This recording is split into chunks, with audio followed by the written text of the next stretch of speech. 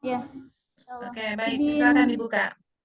izin menggunakan HP ya Bu ya, karena laptopnya sinyalnya nggak ada.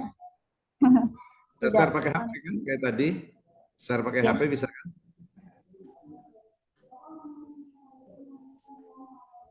Ya, silakan langsung.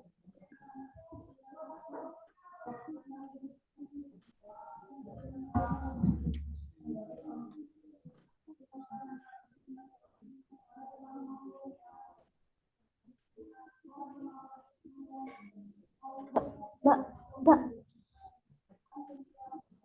Ya, Bismillahirrahmanirrahim. Assalamualaikum warahmatullahi wabarakatuh.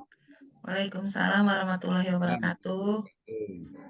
Innalhamdalillah nahmaduhu wa nasta'inuhu wa nastaghfiruh wa na'udzu billahi min syururi anfusina wa min sayyiati a'malina may yahdihillahu fala mudilla lahu wa may yudlil fala hadiyalah. Amma ba'd.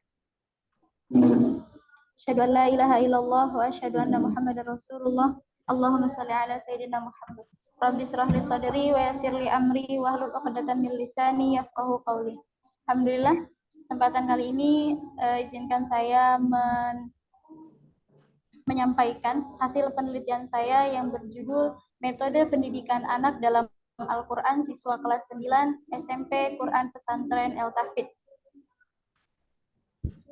Al-Quran adalah pedoman bagi umat manusia. Al-Quran juga merupakan sumber inspirasi, motivasi bagi setiap muslim yang menjadikannya mendasar konsep pendidikan dalam Islam, termasuk di dalamnya di konsep metodologi penelitian.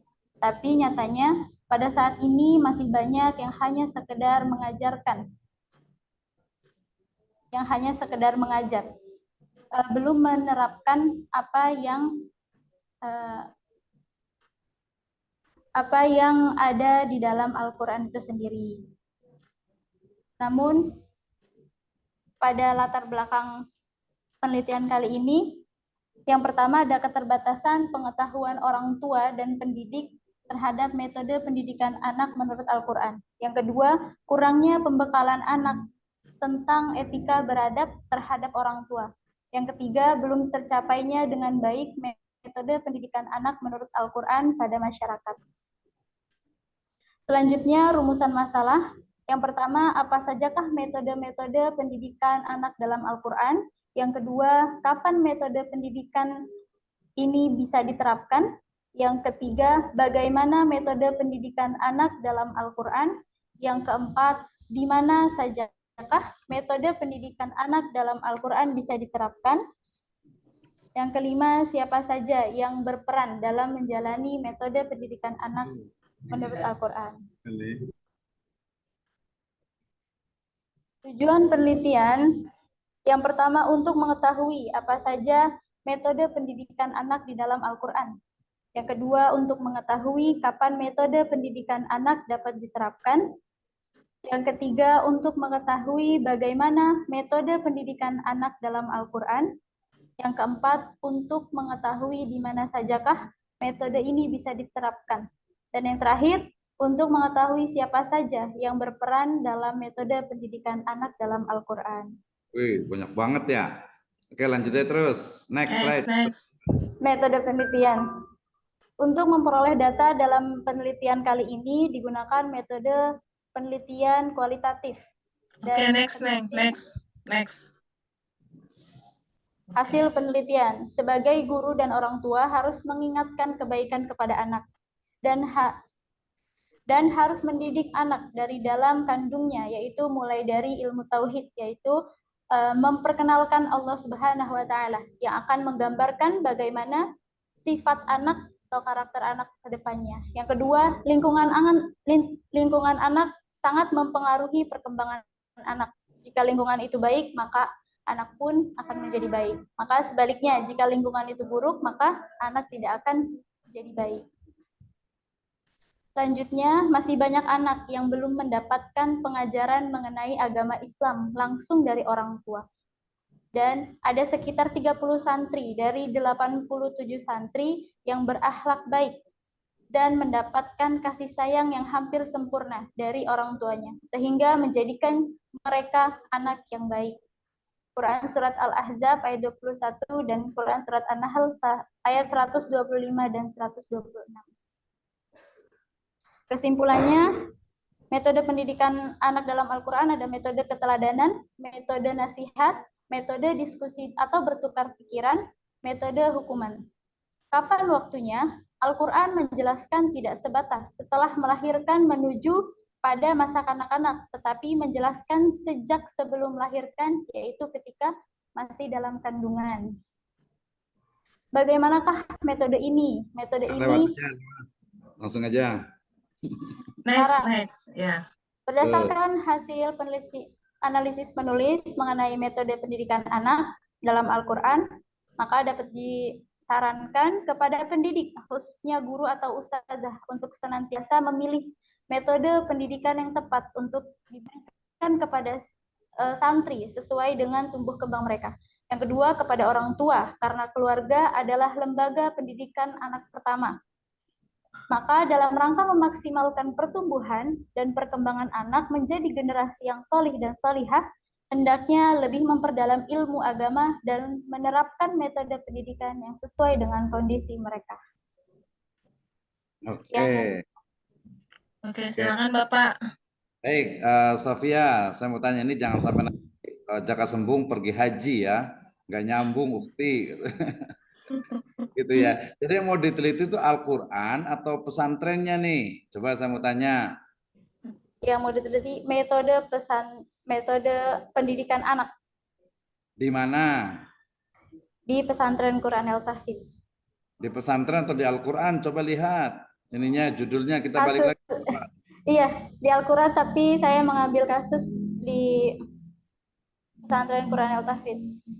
Sebenarnya sih ya boleh lah, tapi nggak usah pakai kasus-kasus segala lah ya. Sebenarnya ada dua pilihan ini. Pertama adalah pendidikan anak dalam Al-Quran, ambil 1 atau 2 ayat saja. Itu yang pertama. Boleh, itu udah cukup, nggak usah pakai case study. Atau yang kedua ditambahkan. Lihat judulnya, kita ganti judulnya.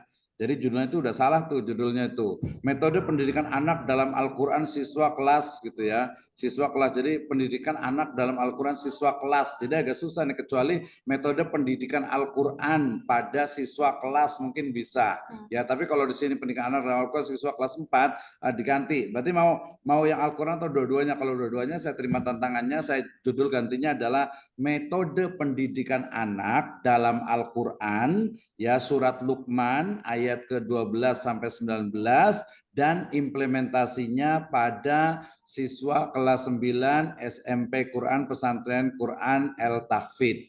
Nah, itu lengkap tuh, itu baru sempurna itu ya. Maksudnya udah cukup bagus gitu ya. Tapi sebenarnya dalam Al-Qur'an saya sebenarnya sudah cukup tuh ya. Tadi misalnya juga di surat An-Nahl juga bisa juga tuh ya. Ud'u ila sabili rabbika bil hikmati wal mau'izatil hasanah wajadilhum billati hiya ahsan, atau bisa juga dikatakan laqad kana fi rasulillahi uswatun hasanah. Boleh juga tuh ya, boleh salah satu ayat atau 2 gitu ya, boleh juga tuh ya. Nah, itu yang pertama tuh. Kenapa? Karena berikutnya lihat next slide.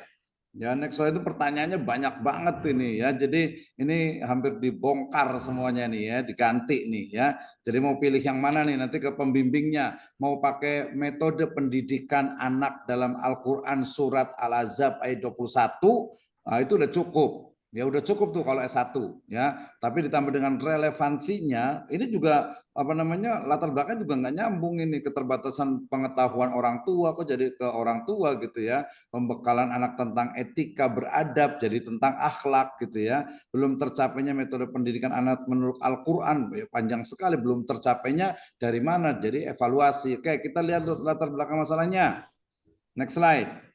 Ya, ini waduh, nomor 1 sama nomor 5 itu sama. Apa sajakah metode-metode pendidikan dalam Al-Quran? Bagaimana metode apa dengan bagaimana, ya ganti saja, apanya dihapus, hilangkan, langsung ke bagaimana metode pendidikan anak dalam Al-Quran. Nggak bisa satu Al-Quran, kecuali mau jadi disertasi, itu pun juga nggak mungkin. Jadi bagaimana metode pendidikan anak dalam Al-Quran, surat berapa, ayat berapa, itu diganti ya. Nah, kemudian kapannya itu nggak perlu ya, karena pasti dibahas juga. Kemudian di mana saja metode itu juga nggak perlu. Kemudian juga siapa saja yang berperan dalam metode pendidikan anak Al-Quran, ya itu juga nggak perlu. Ya kalau perlu berarti pertama adalah bagaimana metode pendidikan anak dalam Al-Quran, misalnya surat Al-Ahzab ayat 21. Yang kedua bagaimana implementasi metode tersebut di siswa kelas 9 SMP Quran El-Tahfidz. Nah itu ya, nah itu udah bisa tuh. Oke, next slide berikutnya. Slide berikutnya, lihat, ini rumusan masalahnya, tujuannya diganti semua, jangan mengetahui, itu dirubah semuanya, ganti yang tadi. Pertama adalah metode Al-Quran, metode pendidikan anak dalam Al-Quran, Quran surat berapa. Yang kedua itu adalah bagaimana implementasinya, prakteknya ya di SMP Quran El-Tahfidz. Lanjut. Ya, kalau itu berarti pakainya nanti tafsir maudhu'i, ya kualitatifnya pakai tafsir maudhu'i karena lokasi penelitian SMP Quran Al-Tahfidz itu nggak dibahas di pertanyaan penelitian gitu ya. Nah, mau yang mana nih? Kalau mau di SMP Quran Al-Tahfidz diganti saja berarti bagaimana metode pembelajaran Al-Quran di SMP Quran Al-Tahfidz bisa juga, atau pembelajaran akhlak atau pembelajaran misalnya akidah akhlak, Quran hadis. Tapi ini jurusannya jadinya PAI, bukan jurusannya MPI sebenarnya nih. Harus tahu tuh beda antara jurusan manajemen pendidikan Islam dengan pendidikan agama Islam PAI, so different. Ya. Sumber data wawancara wali murid dan wali asrama. Yang nggak perlu pakai wali asrama gitu ya. Wali murid juga nggak perlu. Itu yang paling banyak itu adalah kalau di pesantren berarti ya guru dengan kepala sekolah, mungkin bagian kurikulum bisa gitu ya. Teknik pengumpulan data, cara observasi dan wawancara di atas sudah ada. Observasinya seperti apa, studi dokumentasi seperti apa. Jadi tinggal pilih. Oke, lanjut. Kita lihat ya, jadi dari atas sudah dibongkar. Nah, sebagai guru hasil penelitian jadi ke kesimpulan juga, jadi nggak nyambung gitu ya. Mengingatkan kebaikan anak ini bukan sebagai guru dan orang tua harus mengingatkan, ini mah rekomendasi saran gitu ya. Orang tua guru dikasih saran lagi. Ya. Oke, lingkungan anak sangat mempengaruhi perkembangan anak ini fakta atau mungkin ini juga informasi yang tadi Jaka Sembung pergi haji ya, nggak nyambung. Oke lanjut, next slide berikutnya lagi. Ya, masih banyak anak yang belum mendapatkan mengajar agama Islam langsung dari orang tua, salah ya, belum tentu. Orang tuanya santri pasti dapat juga lah mungkin gitu ya. Tapi ini statement yang tidak berdasar, harus ada argumentasi. Kalau kita ngomong itu harus pakai dalil gitu ya, harus pakai dalil. Tadi kan ud'u ila sabili rabbika bil hikmah. Ya harus dengan hikmah, harus dengan dalil minal Quran wa sunnah. Ada sekitar 30, nggak boleh pakai kata-kata sekitar. Sejauh ini mungkin tidak bisa tuh. Ya harus datanya itu harus valid gitu ya. Yang berakhlak baik, apa ukurannya? Standarnya paling pakai nilai gitu ya. Walaupun ya itu sangat ini sekali. Al-Ahzab 21, laqad kana fi Rasulillahi uswatun hasanah. An-Nahl tadi. Next slide berikutnya lagi. Slide berikutnya. Ya, metode pendidikan anak ini banyak banget, keteladanan, nasihat. Kalau mau dua Al-Quran, 2 ayat terlalu banyak lah ya, terlalu berat gitu. Mendingan 1. Jadi filosofi atau sifat dasar dari skripsi itu adalah apa? Kecil tapi dalam, kayak sumur, bukan seperti bantar ya, sungai landai gitu, tapi apa namanya tidak dalam gitu ya. Kapan waktunya nggak perlu, nanti udah dibahas di situ. Lanjut lagi. Kesimpulannya adalah jawabannya 2. Jadi kalau mau kesimpulan pertama, metode pendidikan anak dalam Al-Quran surat Al-Ahzab ayat 21 adalah tentang keteladanan. Artinya keteladanan uswah qudwah menjadi hal penting yang ada pada diri guru gitu ya. Di mana saja metode pendidikan anak Al-Quran bisa diterapkan, ya di mana saja, fikul limakan wa zaman. Yang nggak usah dijawab itu ya, udah tahu tuh. Siapa aja yang berperan dalam menjalankan metode ini nggak perlu juga tuh diganti ya, delete semuanya ya, delete all semuanya, hapus tuh hampir 80%. Lanjut. Ada lagi? Saran kepada para pengikutnya Ustadz, guru itu ya Ustadz, kalau Ustadznya berarti perempuan, guru wanita gitu ya, memilih dan memilah metode pendidikan enggak sarannya seperti harusnya menggunakan metode, harusnya rekomendasinya sarannya adalah hendaknya bagi guru menjadi kudwah, menjadi uswah, menjadi contoh suri toladan bagi orang tuanya sebagaimana yang ada dalam Quran surat Al-Ahzab ayat 21. Seperti itu ya. Yang kedua, selain sebagai contoh, orang tua juga harus memberikan mauidhah hasanah kepada anak santri terhadap tadi orang tua gitu ya, terhadap gurunya gitu ya, seperti itu. Lanjut lagi, ada lagi? Sudah. Sudah ya. Nah, intinya itu. Jadi fokus apakah tadi di Al-Qur'annya saja menurut saya cukup. Kalau kurang mau ditambah berarti dengan ada tulisannya SMP Quran El Tahfidz Bogor. Terima kasih. Itu dari saya. Wallahu a'lam bishawab. Oke, terima kasih Pak Dr. Misno.